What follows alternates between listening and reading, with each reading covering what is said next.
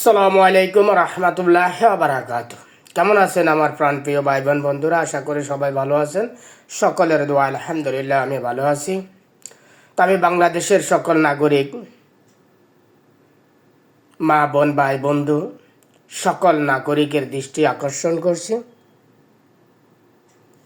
বাংলাদেশে যে 12ই ফেব্রুয়ারি যে নির্বাচনটি হচ্ছে, যে সরকার এবং দেশপ্রেমিক অনেক মা বোন ভাই বন্ধু দেশের স্বার্থে জনগণের স্বার্থে আপনাদেরকে যে ভোটটি দেওয়ার কথা বলছেন, সে ভোটটি হলো দেশের স্বার্থে, দেশকে ভালোবেসে দেশপ্রেমিক যারা তারাই ভোট দেবেন। যারা দেশদ্রোহী রাজাকার দেশবিরোধী তারা না ভোট দিবেন, তারা ভোটের বিপক্ষে থাকবেন, তারাই দেশদ্রোহী রাজাকার। তাদের বিচার বাংলার মাটিতে হবে একদিন ইনশাল্লাহ। তো সকল দেশপ্রেমিক ভাই বোন বন্ধুদেরকে বলছি, আপনারা 12 তারিখ সারাদিন ভোটে অংশ নিন। দেশের স্বার্থে, দেশের জনগণের স্বার্থে, দেশের মানচিত্রের স্বার্থে সুশাসন চাওয়ার জন্য, সুশাসন পাওয়ার জন্য আমাদেরকে ভোটকে এগিয়ে নিয়ে যেতে হবে। ভোটকে জয়ী করতে হবে। ভোট আমাদেরকে অবশ্যই দিতে হবে। যারা ভোটের বিপক্ষে মনে করবেন তারাই দেশবিরোধী রাজাকার এবং স্বৈরাচার এবং দেশদ্রোহী,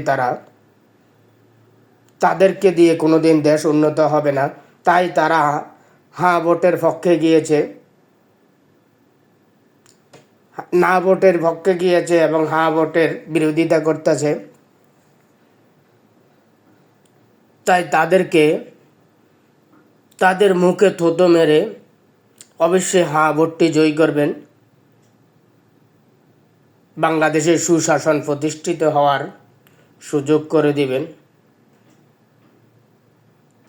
এবং যেন আইনের শাসন প্রতিষ্ঠিত হয় বাংলাদেশে, সেটা করার সুযোগ করে দিবেন। এই ভোটের মাধ্যমে বাংলাদেশে আইনের শাসন প্রতিষ্ঠিত হবে, ন্যায়ের প্রতীক প্রতিষ্ঠিত হবে, ন্যায় এবং অন্যায়ের বিচার হবে। যারা অন্যায় করেছে তাদের বিচার হবে।